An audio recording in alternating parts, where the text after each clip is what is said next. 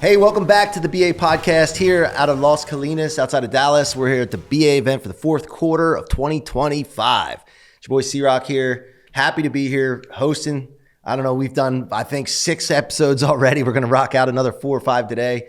And just honored that I've been asked to come out here and interview some of these amazing board of advisor members. And today I have Acen Hansen with us today. Acen, thank you for joining us, man. Yeah, thanks for having me. It's good to be here. My pleasure, man. My pleasure. I'm interested in learning about what you're doing now, what you're focused on, and what makes you guys different, because that's a big thing in a world of finance. I've been in the mortgage business, and one of the hardest things I had to figure out was, in a commoditized business, how do I differentiate myself? Yeah. How to make myself different to attract the right people. So we're going to get into that, but Can you kind of share what you're focused on right now? Yeah, we do investment management, wealth management. That's really our lane, our forte. We've been doing it for 8 years. The organization that we're part of has been around for quite a while, and got a lot of expertise on our team. And I think we have kind of really 2 clients that we serve really, really well. We deliberately structured our company so that we don't have an investment minimum. So we really try to be available to kind of the everyday investor who might just be getting started or only have $250,000 or something that they could put towards an investment strategy. But then we also have a lot of strategies that we utilize and a lot of opportunities that we utilize that can make a big difference for really high net worth individuals and high income earners. So what is your role with the company? What do you do on a daily basis? I do a lot of the business development, and then I do a lot of the leadership as well. I'm technically the CEO of the company, but so I try to help set the culture and make sure that everybody on the team is bought in and rowing in the same direction. Yeah. And then I'm also kind of the face of the company, so I do a lot of business development, finding good relationships with other professionals and let them see how we can, help make them look like geniuses to their clients and serve their clients really well as also. So as that face of the company, I've been involved with several startups and different businesses that I've been in, and as the CEO of them, you got to set a vision, right? You got to have a real good vision, be able to communicate that vision to the team, but also be able to, and as you're the face of the company, business is developing, you have to make sure that when you bring the person in, because you built this amazing relationship, they liked you, they trust you, now my team's got to fulfill. Yeah. Right? What's that journey been like for you, building that fulfillment team, so to speak, of when you bring a client in that's trusting you with their money, that's just at a whole nother level, right? Yeah. To feel confident, because the reason I ask this, I've done companies, and I'm very good at marketing and building relationships. Yeah. And that's always ahead of building the systems and process and scalability for fulfillment. And then I always have to get into this situation sometimes where I'm like, come on guys, we got to hurry up. Yeah, there's definitely been at many stages in the business, the element of feeling like you're building the plane while you're in the air. Yeah, of course. 100%. And some of it's you kind of just don't know what you don't know until you get there. Yeah. But yeah, I mean, I think kind of the secret to being able to make sure that you've got a good quality team that can help with the fulfillment is, really finding good people, and giving them the best opportunity to succeed and feel like they've got a place that they can call home and they can be proud to work at. Because if they can bring that pride into the work, then the quality of work just is a natural consequence 100%. of what they're doing. So our team's fully virtual.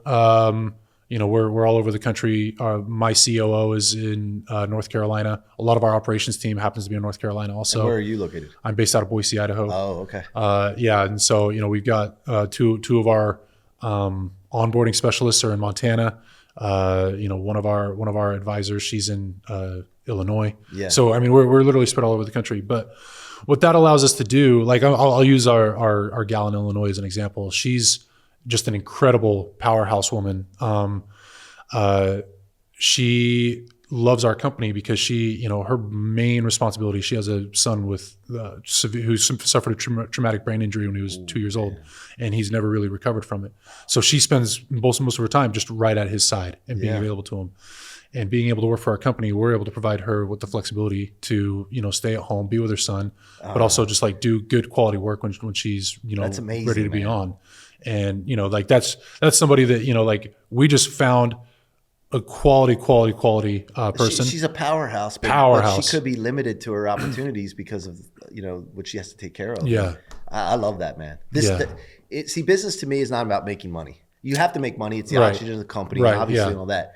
But impact to me, man, I've made millions and never been fulfilled by that. But when you make impact and then the money follows that, there's nothing like it. And that's exactly, I couldn't have said it better myself. And that's exactly like what we strove to do is, I'm like, man, I know that, we can, our vision as a company is just to be able to provide financial freedom and peace of mind and security in the mind of our clients. And, so that's the vision that everybody, has with the work that we do. But yeah, being able to find good quality people and give them opportunities to have a good purpose at work, and also have kind of a work-life balance where they can work from where they want to, they can do what they want to, and I always tell them, like, I'm not looking to hire seat warmers. Right. If you can get all your work done in 2 hours and then go spend the rest of the day at the beach, great, do it. I'm the same way, man. Just get done what you need to get minutes, done. Yeah, I don't even do that either. I love that. So what is behind finding those good people? A lot of people out there have people problems in their business. Yeah. Now, I firmly believe that you create a state of your mind where you think it's hard, and then you're not going to see the good people. Yeah, right? I agree with that. You got to have like, man, there's tons of good people out there, and be clear. And then they pop up. But what's your philosophy with that? I agree with you. We from the outset, not necessarily from the outset, but from the beginning, when I was really getting my team going, I was like, you know what? I know that the best people in the world don't all live in Boise, Idaho. I want to make sure that we have a fully virtual team because I want to get the absolute best talent that we possibly can. Yeah. And then when it's time to hire. Earlier, when it was time to hire, like I would just I was writing sales copy for the job. Yep. Like, hey, just trying to hit, we're looking for A-list. Like I'm trying to make it like the people who are A players are going to be drawn to it, and the people who aren't A players are going to be, disillusioned by it. Yeah. And then, going into the interviews, I tried to make the interview process pretty quick and efficient for myself, but also pretty meaningful for the people that we're evaluating. And so, the things that I would look for in kind of the first interview is I would often open it up just like, hey, like what questions do you have? Like, when you were on our website, what would you look at? Like, first I wanted to see if they researched the website, if they, went there. Because we had a few things that were kind of intentionally vague. And I wanted to see, like, if they asked a couple of these questions, I knew that there was somebody who paid attention. There was somebody who were just naturally intellectually curious. And if they asked those questions, I knew that they were somebody that was going to have the kind of the internal drive to succeed. That worked out really well for us when we were building. Now that we kind of have a pretty well established team, we've got 11 to 12 employees. I kind of lean pretty heavily, like we've got the culture we want. And, we've got the people that are, bought into the vision. So now it's like, when we have an opportunity to hire a position, it's like, hey, this is the position we're hiring for. Who do you know that you think would fit this position? That's the greatest. Let's let our good people, birds of a feather fly together, right? Good people. Yeah. I grew my mortgage company like that. Most of the people that came aboard and the best were they were from people that were already with us. Yeah. Yeah. Yeah. And that's worked out really well for us. Like my COO is she's literally the engine that drives the whole company. Yeah, mine too. And she's so bought in. She's got her son working for us. She's got her daughter working for us. Her daughter mine too. Her daughter brought two of her friends onto the company. Yeah. Like we've got kind of a little family. Yeah, I love it. Yeah, and so I know that you do some work on yourself. Okay, you know how I know this is because people don't follow people that don't invest in themselves and work on themselves. 100%. So what kind of things have you done in the past to develop your skills, your mindset, your abilities, and then what are you currently doing now for it? Yeah, I'm a big acolyte of Darren Hardy. I think what he did with Success Magazine and then what he's done with kind of his own personal leadership development brand has been huge. I took his Hero's Journey leadership development course. That's a year-long course that they kind of put you through the paces on. I've done that twice. I've done his business masterclass a few times. I like Darren because like he's no nonsense. Like, we're not walking on coals and singing Kumbaya, which works for other people, doesn't work for me. Yeah. He just kind of just gives it to you straight like you need it. And so I've been, big with him. I think honestly, that's kind of what I've done in terms of like trying to do business development and leadership development from that standpoint. But I'm also, very, very much a disciple of Jesus Christ. And I think he's obviously the best leader that's ever lived. And the guidance that he gives in the scriptures gives you anything you need to be able to succeed in life, whether that's business, personal, family. That's all where it comes from. So I spend a great deal of time trying to do that. You don't need to be a believer to get something out of the scriptures. Agreed with that. Right, but you can't go where we're going without being a believer. Agreed with that too. Hey, respect everybody else's beliefs, but it just works for us. Yeah. I mean, I'm with you. And you know what? To me, and I was 5 years old when my mom introduced me to Jesus, and it took me till about 40 something to really understand relationship. So I want to go into relationship now. Sure. Okay, because that's what it's all about. Really, all the other human added stuff, it really doesn't. It actually hurts it. Relationship matters. And so when business and then with your employees and your customers, clients, the bigger and better the relationship, the better the results. So how about relationships? Not just leading, but relationships. What is your philosophy on building relationships? I think you always strive to serve first.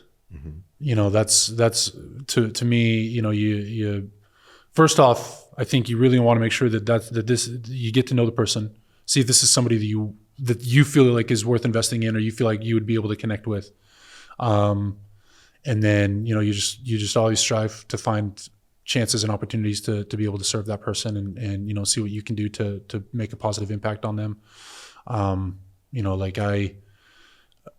I think relationships, obviously I think about my relationship with Jesus Christ, and I spend a great deal of time. I mean, people think I'm kind of weird, but like when I drive, I don't have the radio on. I don't listen to music. That's just my time quietly to kind of just let my mind wander and let those thoughts commune with the Lord. That's my time. That's your going into the wilderness. Yeah. Right. Yeah. And by the way, it's okay to be weird.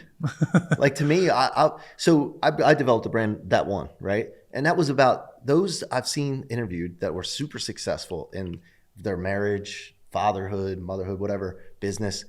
They were the ones that like found out what they were and what they were put here for. And if it was different than everybody else, great. Mm-hmm. And they leaned into it unapologetically. Mm-hmm. And so like, it doesn't matter what other people think it is. That's a good thing. Yeah. Yeah. And especially if it works for you. And it does work. And I think, kind of going back to answer your question, I think it's just always being intentional. Yeah. Relationships are about intentionality. Yeah. And you make the choice, like, with my wife, like I make the choice every day to make sure that I love her. Yeah. And like some days she makes it easier than others. Of course. And you have your days. and I have my days more often than she does, for sure. Yeah. But you just have to you intentionally make the choice. Like, hey, I'm gonna show up today as a husband. I'm gonna show up today as a father. I'm gonna show up today as a leader. I'm gonna show up today as the advisor that the clients need. Whatever. Like, you've got to make that's an intentional choice. 100% every day. You know why that is?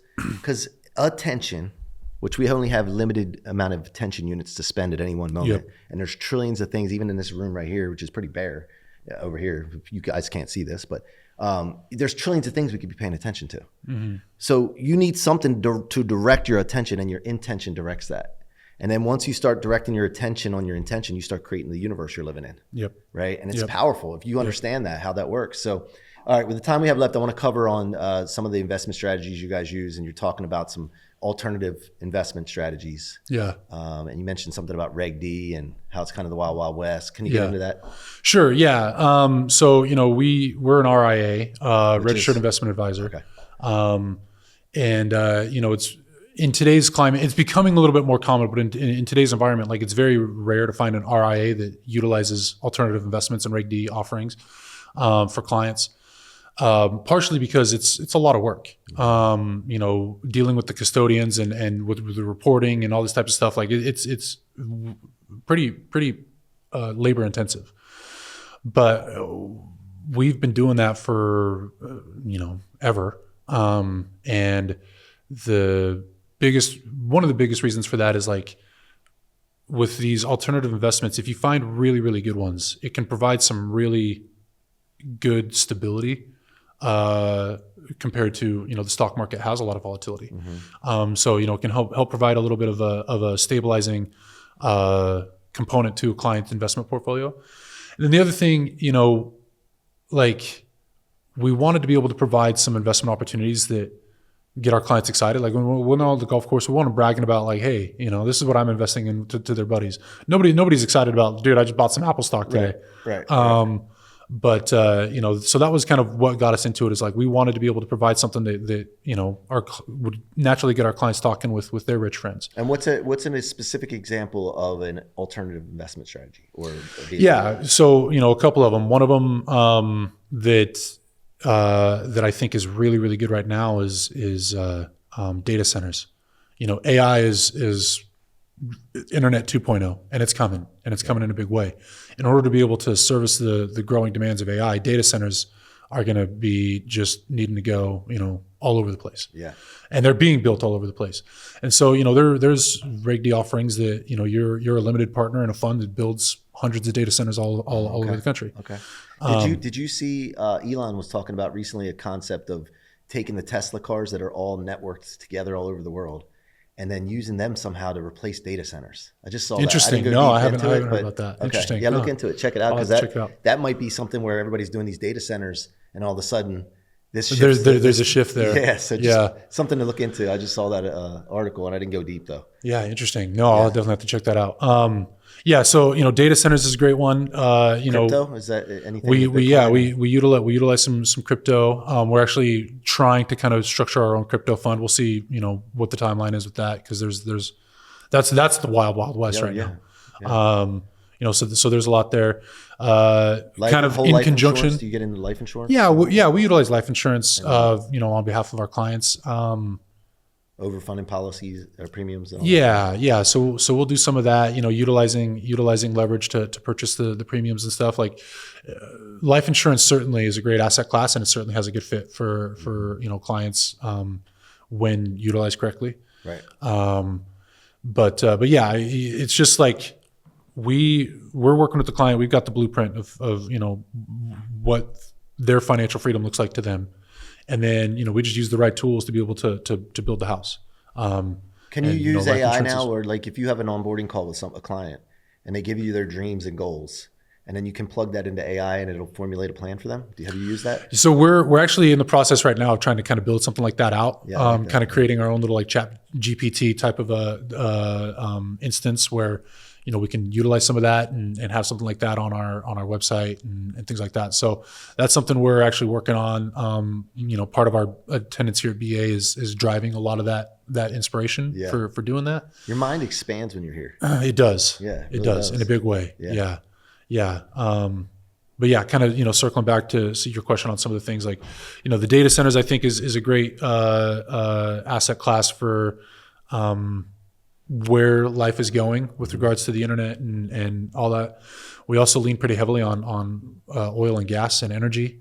That's going to be needed as exactly the data centers are coming on. The amount of power the data centers require is unbelievable. Yeah. And we're green energy, solar, wind, all that type of stuff isn't anywhere close to be able to having the capacity to keep up with just the growth, let alone the existing demand. And so, oil and gas is something we lean on pretty heavily for our clients as well, being able to, be a limited partner in and operating, oil well or I guess pad of oil wells. There's all sorts of things. A lot of single family housing, multifamily housing, warehousing, there's all sorts of different asset classes out there that, that we're able to get our clients into. We were talking a little bit before the podcast about Reg D kind of being the wild west. Like the good thing about just the proliferation of information on the internet is that, anybody can create a fund these days. The bad thing about it is that anybody can create a fund these days. And, retail investors are becoming a lot more hip and savvy to, the fact that there are things outside of the stock market that they can invest into. But they don't know what they don't know. They don't know how to do, what questions to ask, how to evaluate whether or not this operator, has the track record or the know-how to accomplish what they're claiming that they can do. Right. They don't know necessarily how to evaluate what the risks are with associated with this asset class. And so that's something that we really hang our hat on is, we've been doing this for a long time. Our team as a whole, collectively 150 plus years probably in the industry.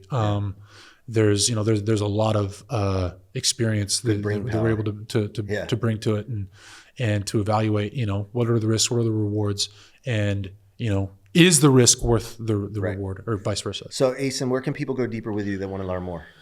Yeah, I mean, they can just pop on our website, thelegacyintegrated.com. We have some information there, but they can book a call or call us and get to know us a little bit. And we're always looking to find ways to be able to add value to a client, whether that's helping them with their tax situation or just finding good investments that awesome. That they want to make sure that they utilize. Thank you so much, man. Appreciate your time today. Great job today. Yeah, thank you. All right, folks, that's this episode of the BA Podcast, Board of Advisors. Check out Board of Advisors if you're a founder, executive, entrepreneur. This is the place to be. It's your boy C-Roc signing off for now. Until next time.